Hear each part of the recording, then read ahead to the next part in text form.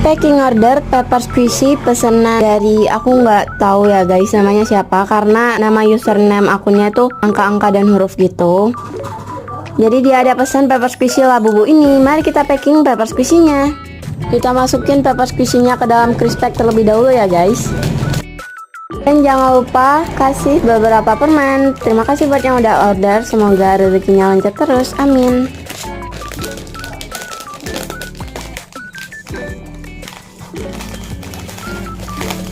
Tara, udah jadi. Tinggal kita lapisi dengan bubble wrap ini.